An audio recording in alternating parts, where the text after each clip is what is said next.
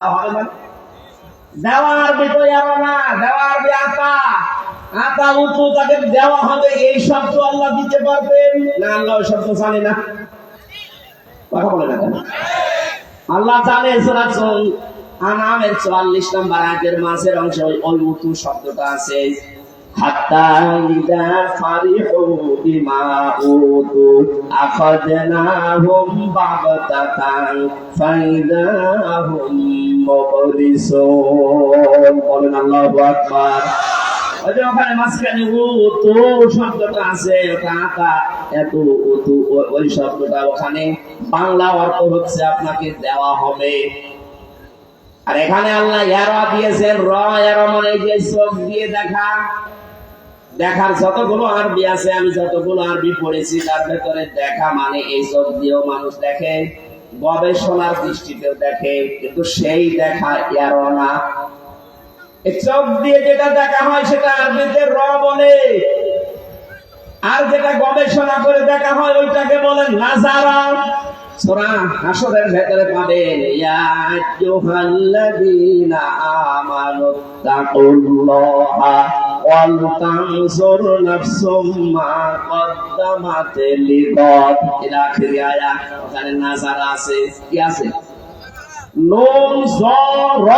নাজারা মানে গবেষণা করে দেখা, এই চোখ দিয়ে দেখা না, চোখ দিয়ে দেখার আরবি র। এখানে আল্লাহ কি দিয়েছেন? র।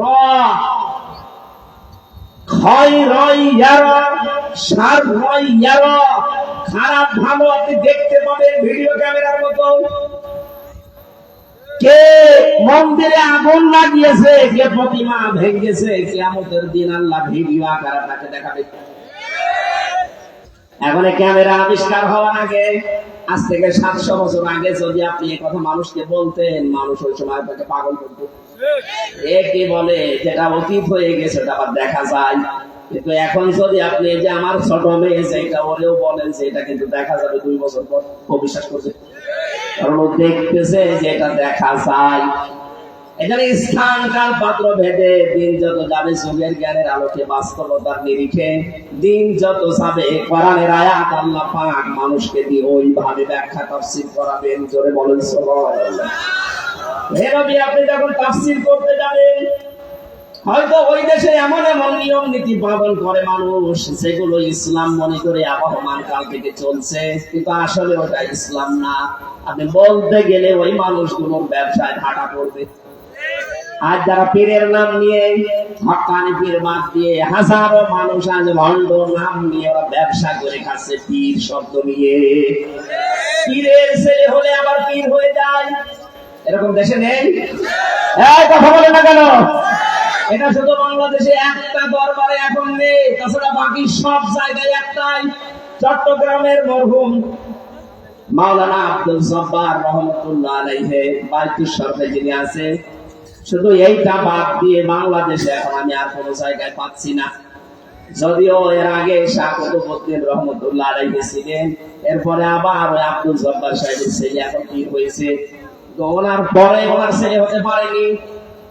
এই দরবারটাই শুধু দেখলাম, বহু দরবারে ঘুরে দেখলাম না, এই নিয়ম নীতি নেই। আরে ভাই, ইসলামের সাথে কোরআনের সাথে যেটা মেলে না ওটা কি পীরের দরবার হতে পারে? হযরত ওমর যদি বলতেন, এই ভালো কথা, হযরত ওমর যদি বলতেন আমার ইন্তেকালের পর এই চেয়ারে বসবে আমার ছেলে আব্দুল্লাহ, কারণ সব দিক থেকে তিনি যোগ্যতা সম্পন্ন ছিলেন, তারপরেও তিনি কথা বলেননি। উনি বললে কেউ নিষেধ করতো না? কেউ তারপরও বলেছেন আমার ইন্তেকালের পরে আমার সন্তান আব্দুল্লাহ যেন না বসে। সাহাবীদের ভেতর থেকে পরামর্শ করে যাকে যোগ্য মনে করো তাকে বসিয়ে দিও, আমার ছেলে যোগ্যতা, তারপরও বসবে না। কারণ আমার ইন্তেকালের পরে মানুষ বলবে ওমর মারা গেছে, মারা যাওয়ার আগে ছেলেকে বসিয়ে গেছে চেয়ারে। আপনার বিবেক কি মরে গেছে নাকি?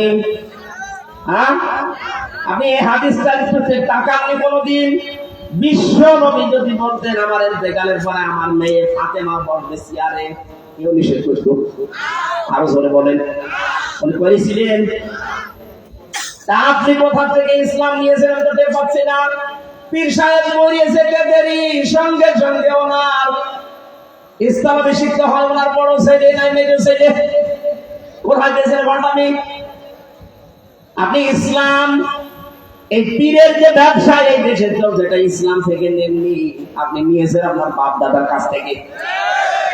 এই কথা বলতে গেলে যখন কোরআনের সাথে হাদিসের সাথে মেলে না, তখন ওই মানুষগুলো কি বলবে, আসো হামসা দাওয়াত করে খাওয়ার।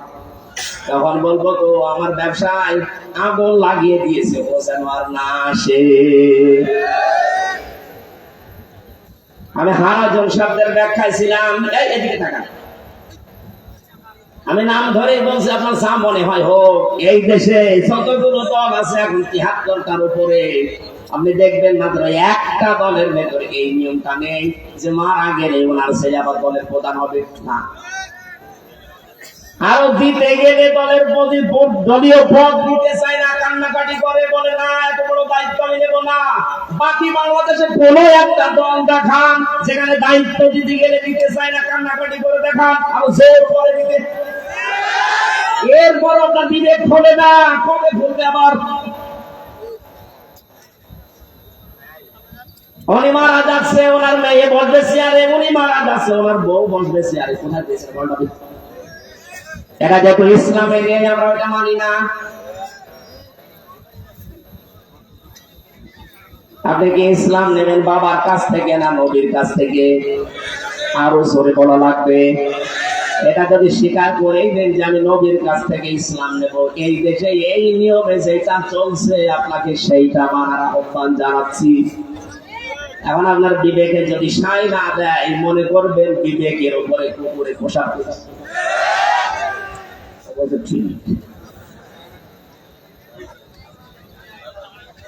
হারাজনের ব্যাখ্যা করতে গেলে যারা আন্দাজে ইবাদত বানিয়ে নিয়েছেন, আন্দাজে দরবার বানিয়ে নিয়েছেন, এগুলো তো টিকবে না। তখন ওই মানুষগুলো এখানে দেখবেন আপনার কথা শোনার পরে আপনার হাদিয়া তোফা নজর নিয়াজ বন্ধ করে দেবে, এমনকি তারা আপনার জানের শত্রু হয়ে দাঁড়াবে। এটা ১৫০০ বছর আগে হয়েছে, এখনো হচ্ছে, কিয়ামত পর্যন্ত হতেই থাকবে। কিন্তু কোরআনে কারীম যেভাবে প্রচার করা দরকার ওইটা বন্ধ হবে না। বন্ধ করা যাবে? যেভাবে আল্লাহ দিয়েছেন আমরা ওইভাবে প্রচার করতে চাই। আল্লাহ আমাদের তৌফিক দেন, বলেন আমিন। সূরা আনাম থেকে আমরা একটা আয়াত পড়ছি, তাফসীর আকারে কথা বলার চেষ্টা চালাবো ইনশাআল্লাহ। জবান খুলে কোরআনের সোনালী আয়াত একটু পড়েন আগে। আউযু বিল্লাহি মিনাশ শাইতানির রাজীম। বিসমিল্লাহির রহমানির রহিম।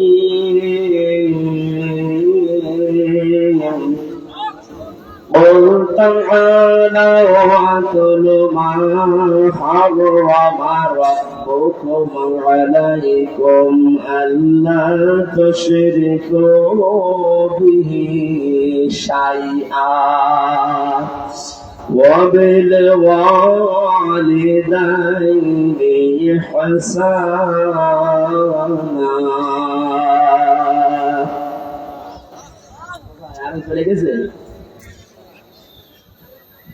আমার ভাইরা, সূরা আনআম 151 নম্বর আয়াত, একটা মাত্র আয়াত আমরা পড়েছি। আল্লাহ পাক বলেন, বিশ্ব নবী মুহাম্মদ রাসূলুল্লাহ ওই জামানায় পৃথিবীর মানুষদেরকে বলেছিল তোমরা আসো। এখন যদি নবী বেঁচে থাকতেন আর এই দিনাজপুরের কাহারোলে যদি আসতেন, এই ময়দানে বসে যদি বলতেন তোমরা আসো আমার উম্মতেরা, ও পৃথিবীর মানুষেরা, আমার উম্মত বলে যারা দাবি করো তারা আমার কাছে আসো, এখানে বসো, আমি তোমাদেরকে আল্লাহ কোন কোন বিষয় হারাম করেছে ওগুলো তেলাওয়াত করে করে শোনাই। বসতেন না? বলেন বলেন, কারা কারা নবী আসলে বসতেন? হাত তোলেন তো দেখি। হ্যাঁ, আপনার হাত তুলবেন, আমার কি শিক্ষা আছে? লিল্লাহি তাকবীর। আলহামদুলিল্লাহ। ভাই, নবী যেহেতু এখন আর নেই, নবীর নায়েব আছে, নায়েবে রাসূল, তার ভেতরে আমিও একজন। মানেন তো? বিশ্ব নবী এসে যেভাবে তেলাওয়াত করে করে শোনাতেন, মনে করেন ওইভাবে আমি এখন করবো। এতে কে খুশি হবে, কে বেজার হবে, ওইটা দেখতে গেলে তো তাফসীর হবে না। আমরা নবীজির ওই পন্থা অবলম্বন করছি। এবার আল্লাহ পাক বলেন, কুল, হে নবী আপনি বলুন, তাআলাও, তোমরা সবাই আসো, আতলু, আমি তেলাওয়াত করে শোনাই। কে বলছেন বলেন তো? নবীজি। নবীজিকে দিয়ে আল্লাহ বলাচ্ছেন, নবী আপনি বলেন যে তোমরা আসো, দিনাজপুরের মানুষেরা আমার সামনে বসো, আমি তেলাওয়াত করে তোমাদেরকে শোনাই।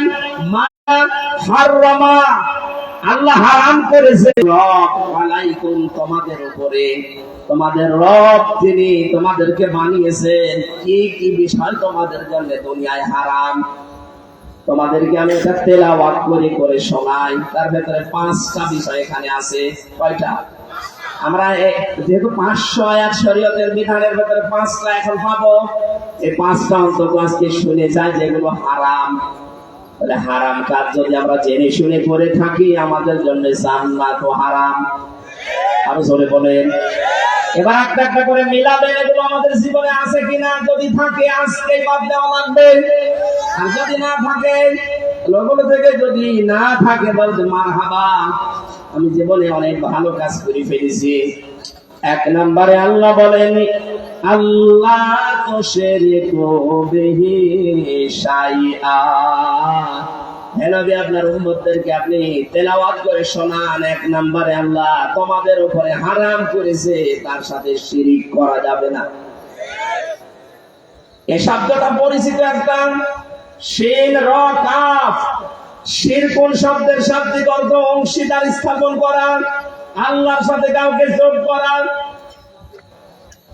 এটা অন্য ধর্মের ভেতরে বাদ দিলাম, মুসলমানদের ভেতরে বিরাট 4 প্রকার শিরিক পাওয়া যাচ্ছে এখন। আমরা তাফসীরে আয়াতের তাফসীর পড়তে গিয়ে পেয়েছি শিরিক বিল জাত, শিরিক বিল সিফাত, শিরিক বিল ইখতিয়ার, শিরিক বিল হুকুক। এই 4টা শব্দ ভাগ ভাগ ভাগ করলে হয় 8 প্রকার। এই 8 শ্রেণী ভাগ করলে হয় 12 প্রকার। 12 প্রকার ভাগ করলে হয় 22 প্রকার। 22 প্রকার ভাগ করলে হয় 42 প্রকার। ওই 42 প্রকার ভাগ ভাগ করা আছে 72 প্রকার। 72 প্রকার ভাগ করে মুফাসসিরুন ইকরামে শিরিক বানিয়েছে 120 প্রকার। এই শিন র কাফ, এই শব্দের ভেতরে এত কথা আছে, 120 দিন সময় লাগবে শুধু আয়াত বলতে। এত কথা আল্লাহ আয়াতের ভেতরে লুকিয়ে রেখেছেন। যত সংক্ষেপে পারা যায় আমরা সামারাইজ করে খুব তাড়াতাড়ি ডেলিভারি দিচ্ছি। আল্লাহ রাব্বুল আলামিন বলেন, আমি আল্লাহর জাতের সাথে আপনার উম্মতদেরকে বলেন তারা যেন শিরিক না করে। আল্লাহ কয়জন? আরো জোরে বলেন। পৃথিবীর অন্যান্য ধর্মের সাথে আমাদের ধর্মটা মেলে না, এই কারণে আপনি খ্রিস্টানদেরকে জিজ্ঞাসা করেন, ওরা 3 জনকে মানে, আল্লাহকে মানে, পাশাপাশি আল্লাহর ছেলে আছে 1 জন, আল্লাহর বউ আছে 1 জন, এটা মানে। আপনি ইহুদিদেরকে জিজ্ঞাসা করেন, তারা মানে 2 জনকে, তারা আল্লাহকেও মানে, পাশাপাশি তার একটা ছেলে আছে হযরত মুসা আলাইহিস সালাম, তাকেও মানে। হিন্দুদেরকে ভাই জিজ্ঞাসা করেন, ওরা বলবে আমাদের 3টা 2টা না, আমাদের 33 কোটি। কত? পৃথিবীতে এরকম 4,500-এর উপরে ধর্ম চলছে। কোন ধর্মের সাথে ইসলাম ধর্মের এই মূল নীতির মিল নেই। আমরা মানি শুধুমাত্র একজনকে, যার কোনো শরীক নেই, অংশীদার নেই। কথা বলা লাগবে। এখানে প্রথমে এই স্বীকৃতি আপনাকে দেওয়া লাগে, লা ইলাহা ইল্লাল্লাহ মুহাম্মাদুর রাসূলুল্লাহ, লা ইলাহা ইল্লাল্লাহ। জবান খুলে তেলাওয়াত করেন, লা ইলাহা ইল্লাল্লাহ, লা ইলাহা ইল্লাল্লাহ, লা ইলাহা ইল্লাল্লাহ, লা ইলাহা ইল্লাল্লাহ মুহাম্মাদুর রাসূলুল্লাহ। কয়েকদিন আগে চুয়াডাঙ্গা জেলায় 2 জন স্বামী স্ত্রী মুসলমান হয়েছে, তারা শিক্ষিত মানুষ। ওনাদেরকে কালিমাটা পড়ালাম, পরে আমাকে প্রশ্ন করছে, শুধু এতটুকু বললেন কেন? আপনাদের কালিমা আমি 5টাই জানি। অথচ এখানে আমরা হাজারো অনেক মুসলমান যারা 5টা না 3টার বেশি কালেমা জানেই না। এখন যে হুজুর বসে আছে, এটা যদি এখন 5টা কালেমা বলতে বলেন 2টার বেশি বলতে পারবে না। অনেক বড় হুজুর, মাদ্রাসার মুআতামিম, অনেক বড় বড় মুসলমানকে আমি জিজ্ঞাসা করে দেখেছি 5 কালেমার 2টার পরে জানে না। অথচ হিন্দু মানুষ মুসলমান হচ্ছে 5 কালেমা তারা আয়ত্তে আছে। আমি যখন শুধু এই শাহাদাতটা পড়ে কালেমায়ে তাইয়্যিবাটা পড়িয়েছি, আমার বলছে না শাহাদাত পড়ান, এরপরে তামজিদ আছে, তাওহীদ আছে, রদ্দে কুফর আছে, সবগুলো আমার পড়ান। আমারও তো 5টা মুখস্থ করে আমি দেখে দেখে পড়ালাম। মুখস্থ করে তো রাখি না, শুধু এই 2টাই রেখেছি।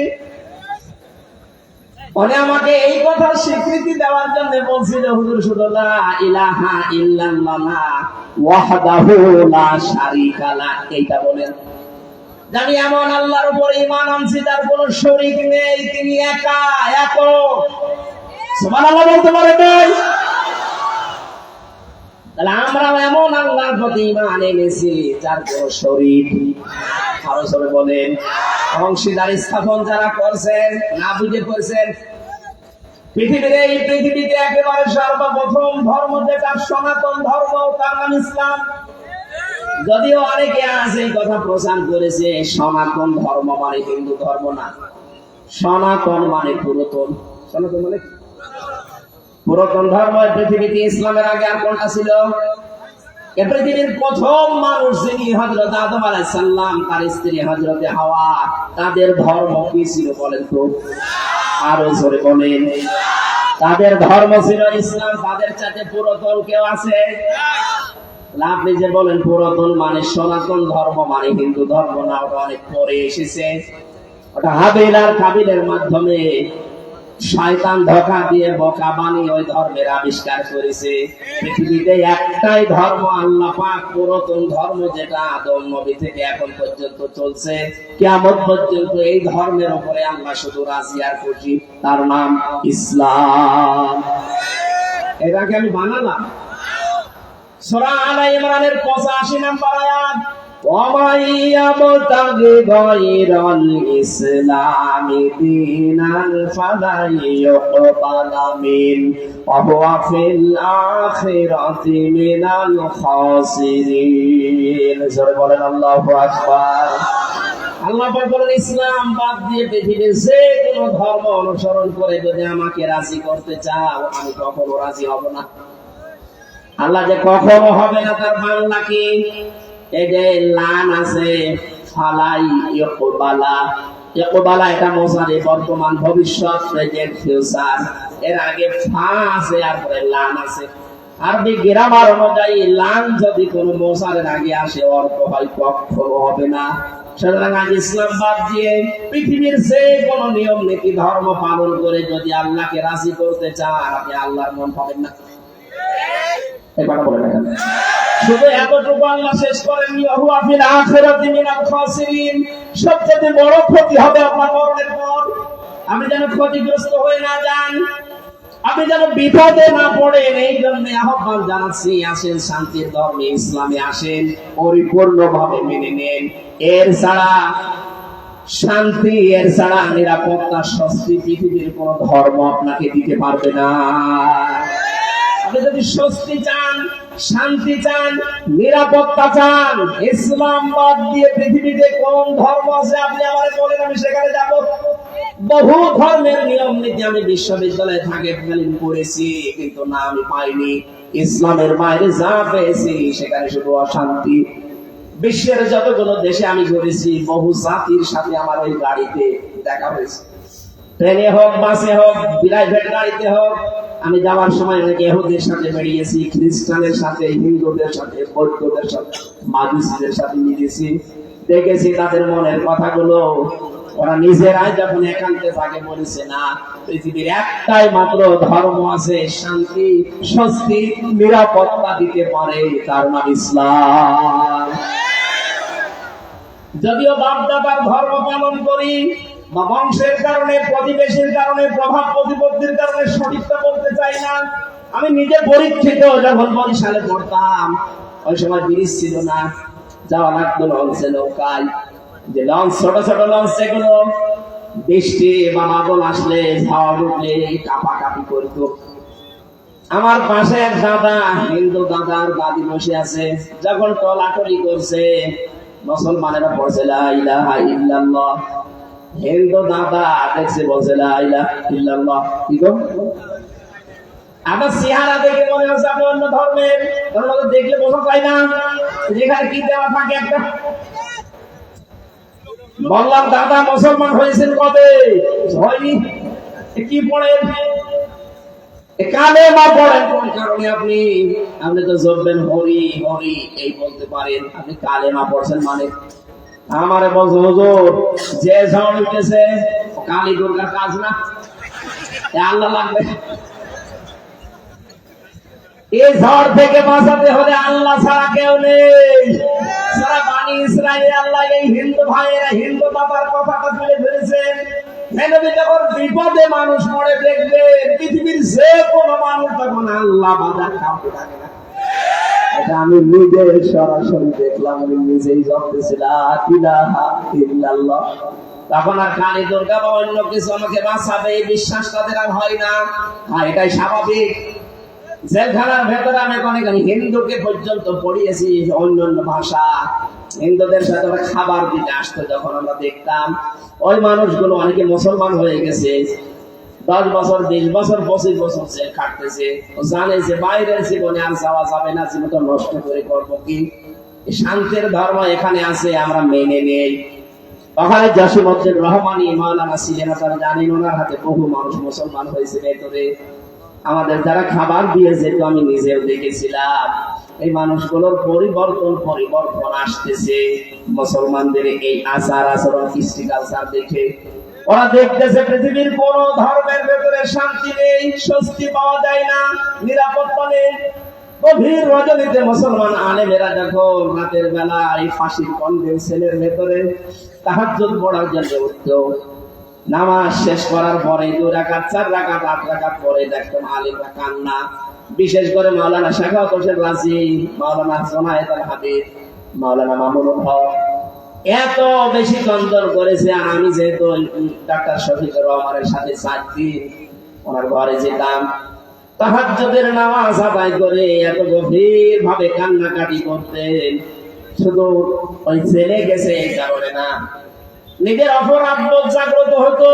নিজের পেছনের জীবনের দিকে তাকানোর পরে এত বেশি কন্দন করেছে, যেহেতু কন্দনটা মন থেকে আসতো, এখানে প্রভাব পড়তো। আশপাশে যারা আছে অনেক হিন্দু ভাইরা পরবর্তী দিন সকালে এসে হয়তো ওই রকম শান্তি আমরাও পেতে চাই। গভীর রজনীতে সত্য সত্য যদি আপনি শান্তি আর স্বস্তি পেতে চান মনের ভেতরে, গভীর রজনীতে সেজদা লম্বা ভাবে দিয়ে আল্লাহকে মন থেকে ডাকবেন, দেখবেন আল্লাহ নিজের পক্ষ থেকে একটা আলাদা শান্তি আপনার মনে তৈরি করে দেবে। আজকে এই বাড়ি যেয়ে যদি একটু পরে লম্বা সেজদা দেবেন, এই 2 থেকে 3 থেকে 5 মিনিট না, 20-25 মিনিট, আধা ঘন্টা পড়ে থাকেন, কিছু যদি না বলতে মনে হয় এমনি পড়ে থাকেন, কারণ ওইটা আল্লাহর কুদরতের পাক। আল্লাহর কুদরতি পায়ে আমি দেখেছিলাম জামাত ইসলামীর এই কেন্দ্রীয় আমি এখানে আধা ঘন্টা 45 মিনিট সেজদায় পড়ে আছে, চোখের পানি দিয়ে চারি নামাজ ভিজে যাচ্ছে। শান্তি যদি না পাবে কোন কারণে পড়ে আছে 45 মিনিট? আপনি কোন দেবতার সামনে এরকম 1 ঘন্টা পড়ে থাকেন তো পারবেন না, কারণ স্বস্তি শান্তি নিরাপত্তা আপনার মনের ভেতরে আসবে না। এটা আসার জন্য আল্লাহর কুদরতি পা লাগবে। এখানে যে যখন গভীর রজনীতে সব নিস্তব্ধ হয়ে যায়, ফাইদা ফারাগতা ফানসাব ওয়া ইলা রাব্বিকা ফারগাব। দুনিয়ার কোলাহল মুক্ত পরিবেশ যখন আপনি শেষ করবেন, তখন একেবারে শান্ত শিষ্ট নিরাপদ বেষ্টনীতে গভীর রজনীতে আপনি আল্লাহর ইবাদতে মগ্ন হয়ে যান। দেখেন আমি আল্লাহ এর ভেতরে কি রেখেছি। যারা তাহাজ্জুদ যারা পড়ে তারা এটা কিছু না কিছু পায়। সেজদাটা লম্বা করে দেবেন, অবশ্যই কিছু পাবেন, কারণ সেজদার ভেতরে কিছু বললে ওইটা আল্লাহ ফেরত দেয় না। আমরা সেজদা লম্বা করে দিয়ে আমার মনের কথাগুলো বাংলায় বলেন, অসুবিধা নেই, কিন্তু নফল নামাজে, কোন নামাজে? নফল হোক সুন্নাত হোক, এই নামাজগুলো যদি লম্বা সেজদা দিয়ে সুবহান রাব্বিয়াল আলা 3 বার বলার পর 5 বার বলার পর মনের কথা আপনি বাংলায় বলতে আরম্ভ করেন।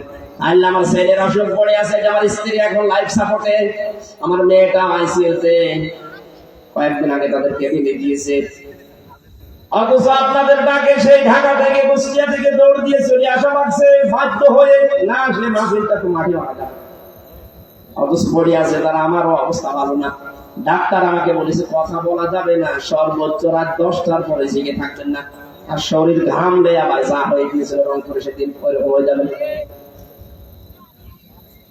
গা ঘামান ফ্যান আবার কি রসনের সাথে মতো হয়ে গেল, বন্ধ। সুবহানাল্লাহ, আলহামদুলিল্লাহ,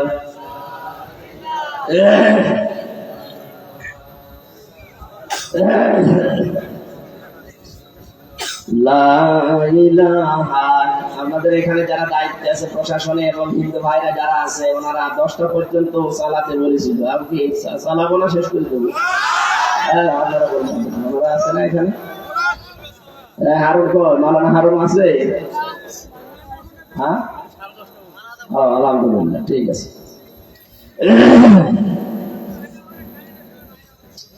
লা ইলাহা ইল্লাল্লাহ মুহাম্মাদুর রাসূলুল্লাহ। আমাদের মালিক, আমাদের মাবুদ, ইবাদত পাওয়ার একমাত্র মালিকানা যার, তার নাম কি? আমাদের আল্লাহর সাথে আমরা জীবনে বেঁচে থাকতে শিরক করব না। যারা করছে আল্লাহ তাদেরকে যেন বুঝ দেন, হেদায়েত দেন, বলেন আমিন। রব্বুল আলামিন বলেন, শিরক যদি মানুষ না করতে ইচ্ছা করে গ্যারান্টি দিতে পারি, হে নবী, আমি আল্লাহ তাদের গ্যারান্টি দিলাম, শিরক না থাকলে তাকে জান্নাত দিয়ে দেব। আপনার গোনা যদি পাহাড় পরিমাণ হয়, আর মানুষের অধিকার নষ্ট করার কোন গোনা যদি আপনার জীবনে না থাকে, শিরক নেই, মানুষকে ঠকানো, মানুষকে অপমান করা, অপদস্থ করা, অত্যাচার করা, এই গুনাহ আপনার আমলনামায় নেই। বাকি অন্যান্য যা গুনাহ আছে সব আল্লাহ মাফ করে দেবে। এজন্য আমাদের জীবন থাকতে যেন কারো উপরে আমাদের অত্যাচার না হয়। আমি বারবার আয়না ঘর বলতে চাই না, বলতে চেয়েছি এই কারণে, কারণ আমি নিজে 10 দিন সেই গেছি। কেউ তো 3 মাস, কেউ 2 বছর, 5 বছর, 8 বছর, 10 বছর কাটিয়ে এসেছে এখানে। যারা জুলুম করেছিলেন, আপনি আল্লাহর আদালতে মামলার আসামি, আপনাকে আল্লাহ মাফ করবে না। যতদিন ব্যারিস্টার আরমান আর আমান আজমি ভাই যতদিন আপনাকে মাফ না করবে, আরো যত মানুষ আয়না ঘরে ছিল এই জুলুম তাদের উপরে বিনা কারণে করেছেন, পথ থেকে তুলে নিয়ে বেকার 3 মাস আটকে রেখে এরপরে বলছে যারা আমি গায়েব হয়ে গেছে। 8 বছর 10 বছর পরে দেখা যাচ্ছে ঘর থেকে বের হচ্ছে। এমন অবস্থা মানুষের চেহারা, ব্যারিস্টার আরমানের যে চেহারা আপনি 8 বছর আগে দেখবেন, এখন তার সাথে মিল আছে। কি খেতে দিত পচা ছোলা সকালবেলা, আর দুপুর বেলা মাখানো ভাত, মনে হচ্ছে কে মাখিয়ে রেখে গেছে খা। 1.5-2 মিনিট সময় দিত মাত্র টয়লেট করার জন্য। এই পায়ের ভেতর দিয়ে হাত এইভাবে লাগিয়ে সামনে যে লোহার বেড়া ছিল ওর সাথে হাত লাগিয়ে টাইট করে বেঁধে দিত। আপনি যদি আপনি শুয়ে থাকতে বলতেন 1-2 ঘন্টা, 5 ঘন্টা, 1 দিন, 2 দিন, 5 দিন থাকা যায়। 8টা বছর আপনাকে শুতে দেয়নি, মাজার হাড় বাঁকা হয়ে গেছে। আমি তো 10 দিনে আমার হাল শেষ হয়ে গেছে। আমি তো যুবক মানুষ, তাই আমি পারি নাই। আর ব্যারিস্টার আরমান, ব্রিগেডিয়ার জেনারেল আমান আজমি ভাই বয়স্ক মানুষ, 60 বছর 70 বছর যাদের বয়স, ওদের তো এমনি মাথা কাটি হয়ে গেছে। আর তাদেরকে যদি 10টা বছর একাধারে মাটিতে শুনতে দেয় না হাত দিয়ে। আমার সাথে যিনি ছিলেন মাওলানা মুফতি ফখরুল ইসলাম, মানে আমার সাথে শেষে ছিলেন জেলখানায়, আমার বলতো হামজা ভাই আমার নিয়ে এইভাবে বেঁধে রেখেছিল। 2 দিন, 5 দিন, 10 দিন না, মাসের পরে মাস। আমি মাঝে মাঝে বলতাম আল্লাহ তুমি আমারে মরণ দিয়ে দাও। মানুষ যে শুয়ে থাকে তাদের কত বড় নিয়ামত আমি ওই সময় টের পেয়েছি। এখানে দেখতাম আমার পাশের সিটে তো থাকতো 7-8 হয়ে তো বাচ্চা যে এইভাবে পড়ে আছেন, মানে বলে হ্যাঁ এইভাবে যে থাকা কত বড় নিয়ামত আমি ওই আই লাগে টের পেয়েছি। এই জুলুম যারা করেছেন আপনার বিবেক কি মরে গেছে?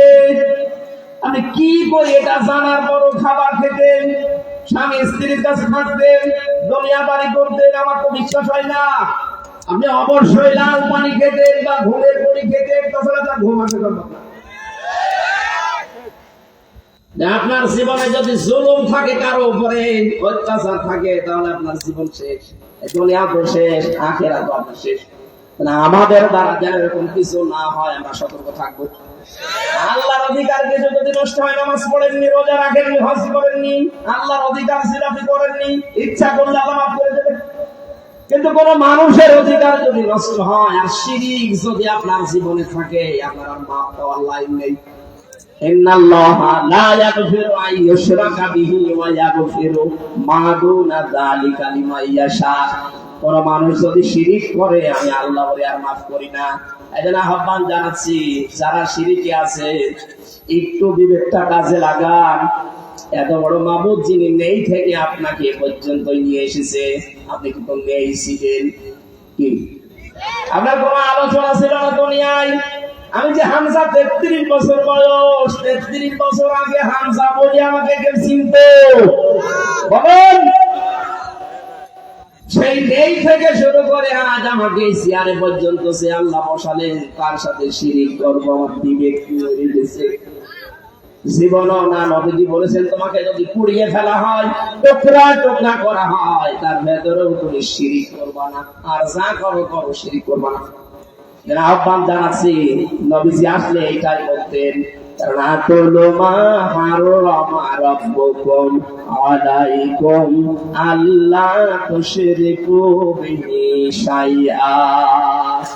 আল্লাহ পাক বলেন, নবী আপনি দুনিয়ার মানুষকে ডাক দেন, কাছে নিয়ে বলেন যে দেখো আল্লাহ তোমাদের উপরে এই এই জিনিস হারাম করেছে, তার প্রথম নাম্বার শিরক করা যাবে না।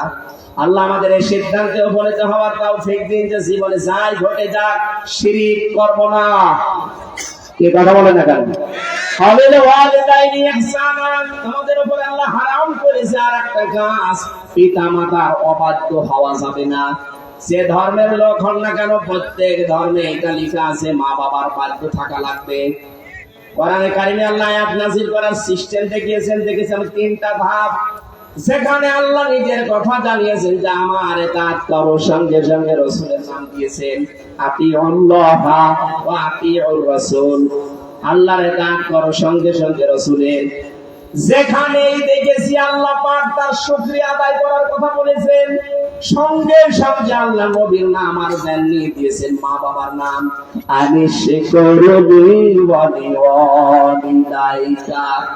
আমার শুকরিয়া যদি আদায় করো তো নিয়ামত পাওয়ার পর মাঝে সঙ্গে সঙ্গে মা বাবার শুকরিয়া আদায় করবা, কারণ আমি আল্লাহ পাক যেমন তোমাকে বানিয়েছি, তাদের মাধ্যমে বানিয়েছি, সেইটা তোমার মা বাবা।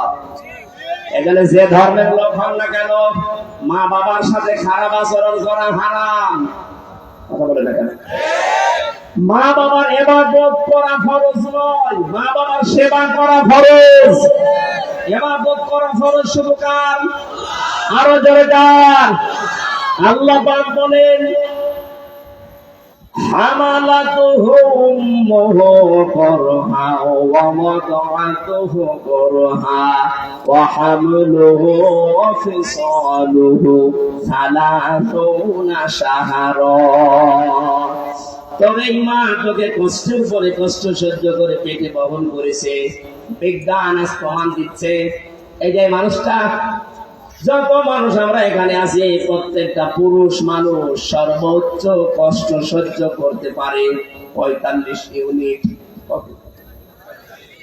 প্রতিটি জিনিস মাপজোক করার একটা যন্ত্র আছে। এটা টেবিলটা যদি কেউ মাপতে চায়, ফিতা লাগবে। কথা বলে না, এই স্টেপ যদি কেউ মাপতে চায়, গজ লাগবে, ফিতা লাগবে। এই যে বাতাস হচ্ছে, বাতাস মাপার যন্ত্র নেই? কথা বলে না কেন? আপনি যে কষ্ট পান, এই কষ্ট মাপারও যন্ত্র আছে। এই পৃথিবীতে একটা পুরুষ মানুষ সর্বোচ্চ কষ্ট সহ্য করতে পারে 45 ইউনিট। এর উপরে কষ্ট দিলে ওটা মারা যাবে। কিন্তু পৃথিবীতে মা যখন আমাদেরকে এই দুনিয়ায় নিয়ে এসেছে, এই জন্মের সময় বিজ্ঞান বলছে একটা মা কমপক্ষে 57 ইউনিট কষ্ট সহ্য করে। একবারে যেটার 32টা হাড় ভেঙে গেলে যেমন কষ্ট হয়, মা ওই কষ্টটা পেয়েছিল। এখন প্রশ্ন আসতে পারে যখন সিজারে হয়, ও কি কষ্ট, কি কষ্ট মানে টের পান? জীবিত মানুষকে প্রায় 1 বিঘত 1.5 বিঘত ছিঁড়ে তারপরে সন্তানটা বের করা লাগে। কতদিন পর্যন্ত এটা ধকল সহ্য করা লাগে? একটা মানুষ সিজারে হোক আর যেভাবেই হোক, সিজার করলে সবচাইতে বড় ক্ষতি হয় এই মেয়েটা সংসার করার অযোগ্য হয়ে যায় সামনে। কিন্তু আমাদের এখন অভ্যাস হয়ে গেছে এছাড়া সম্ভব না। এর ভেতরে কয়েকটা কারণও আছে। এখানে স্টেজে যারা বসে আছে, এই যে আমি সহ সেই কয়টা, একটা দিকে তাকান তো, একটারও মাকে সিজার করা লেগেছে? এরা আসে নাই দুনিয়ায়, এরাকে আকাশ থেকে পড়েছে। কথা বলে না কারো? আমার মেয়েটা এই যে এসেছে সিজারে, ওকে যেইভাবে নিয়ে এসেছে আমার মা কি ওইভাবে? তা আমরা যেহেতু আসতে পারলাম, এখন আমার সন্তানরা, আপনার সন্তানরা আসতে পারছে না। কারণ কি? কারণ এখন আমাদের যারা আছে এই মানুষগুলো আল্লাহর চাইতে এরা ডাক্তারের উপরে ভরসা বেশি।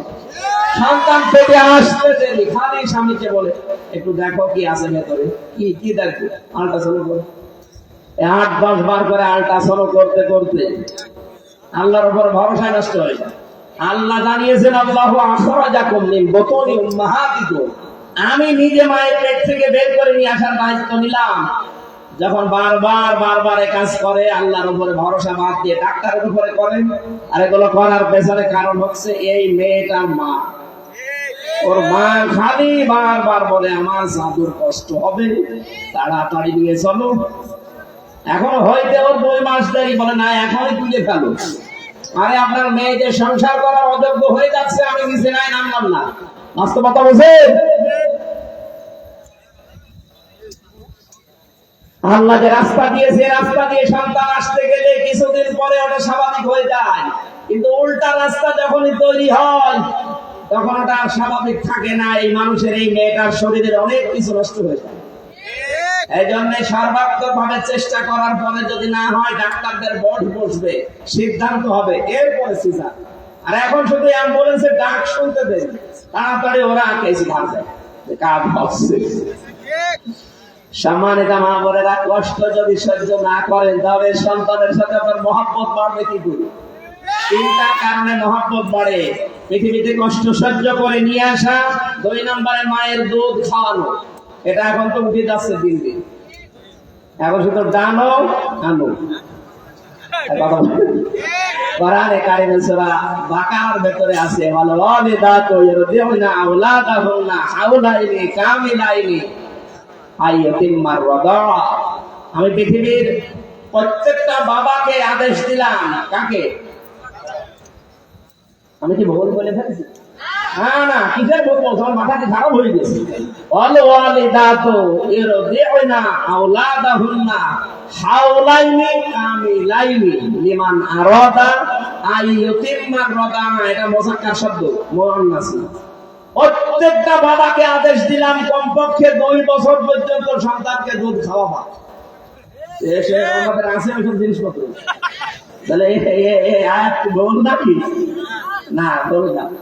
তাফসীর হচ্ছে এইটা, সন্তানের দুধ পানের দায়িত্ব কিন্তু মার না, এটা বাবা।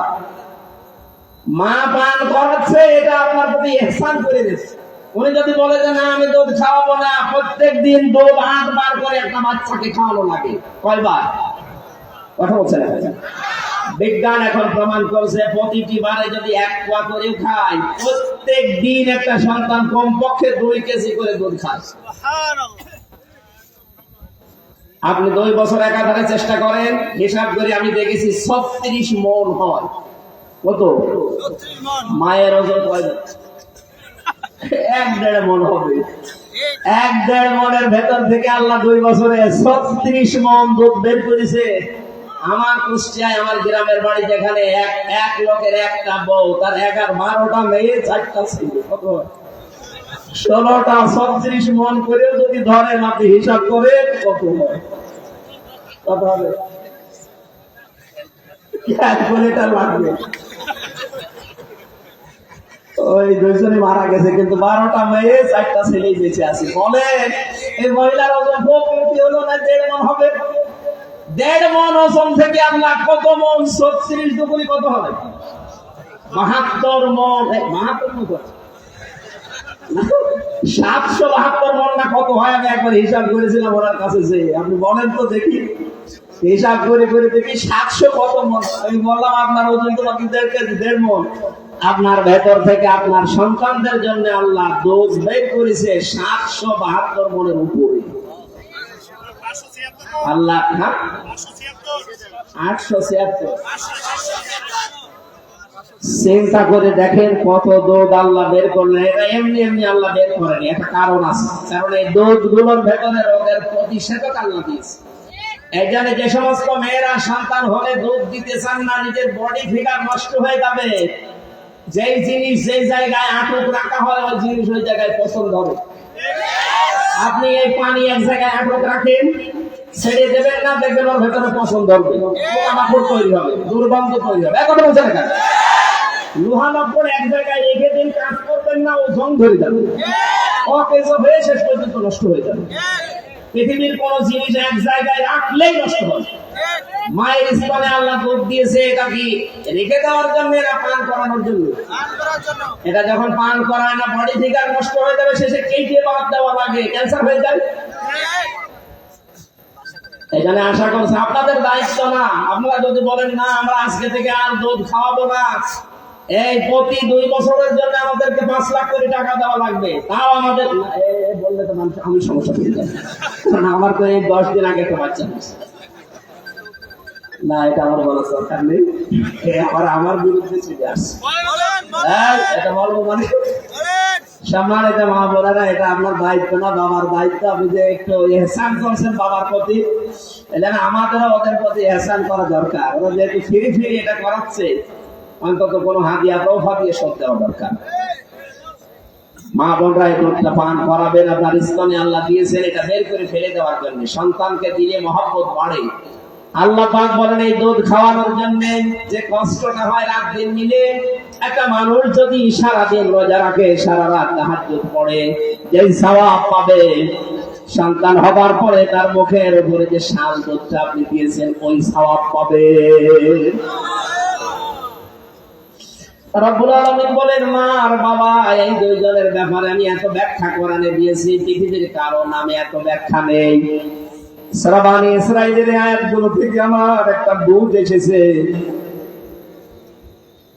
আল্লাহ পাক বলেন আখফিদ লাহুমা জানাহায-যুল্লি মিনার রাহমাহ আকুর রাব্বিরহামহুমা কামা রাব্বায়ানি সাগীরা। জবান খুলে এই দোয়াটা ওদের জন্য পড়েন, রাব্বিরহামহুমা কামা রাব্বায়ানি সাগীরা। এটা খাফজুন আল্লাহ দিলেন। যারা তাফসীর বলছেন তাদেরকে বলছি একটু তাকান কি শব্দ আল্লাহ চয়ন করলেন। আল্লাহ বলেন আখফিজ, খাফজুন মানে ডাউন করার পরে ফল করে দেওয়া। হে পৃথিবীর মানুষেরা, যারা সন্তান আছো, তোমরা মার বাবার উপরে তোমাদের ডানা, যেটা রহমতের যে ডানা ছায়া, এই ছায়াটা এভাবে ডাউন করবা, এরপর ফল করে দিবা। আমাদের প্রশ্ন হচ্ছে কোরআনের কাছে, কোরআন পৃথিবীর মানুষের কি ডানা হয়? কথা বলে না কেন? আমাদের তো ডানা নেই, ডানা হয় পাখির। আমাদের কি আছে? হাতের আরবি কি? ইয়াদুন। আল্লাহ ইয়াদুন দিতে পারতেন না? বাহাদুবা, আইন দোয়ার দাল এই শব্দ দিতেন, বা ইয়া দাল ইয়াদুন দিতেন। আল্লাহ রাব্বুল আলামিন এই শব্দ বাদ দিয়ে পাখির কাছ থেকে ধার করে নিয়ে হাওলাত করে আমাদের লাগিয়ে দিলেন, যে তোমাদের যে ডানা আছে, জানাহায-যুল্লি নম্রতার যে ডানা, এটা মা বাবার জন্য এভাবে বিছিয়ে শেষ করবা না, ডাউন করার পরে এভাবে ফল করে দিবা। আমাদের ডানার নাম আল্লাহ হাতের নাম দেয় নেই কারণ আমাদের হাতের ভেতরে কোনো নরম জিনিস নেই, সব শক্ত। পাখির যে ডানা ওর ভেতরে নরম কিছু কোণ আছে, পালক আছে, এত নম্র, এত নরম, সফট, কমন, বলে রাখেন। এটা একটার সাথে একটা যখন মিলে যায়, পাখিটা যখন নিজের ডানা এভাবে ডাউন করে ফল করে দেয়, ওর নিচে যে বাচ্চাগুলো অবস্থান নেয়, তখন একটা কিচির মিচির আওয়াজ দেয়। বাংলায় ওটাকে বলা হয় অনির্বচন সুখ। মায়ের ডানার নিচে পাখির বাচ্চাগুলো যখন একটা অনির্বচন সুখ পায়, আল্লাহ আমাদেরকে জানিয়েছে পৃথিবীর বান্দা বান্দিরা, মা বাবা যতদিন বেঁচে আছে তারা যেন মনে করে যে আমার হামজা থাকতে আমাদের আর কোনো চিন্তা নেই।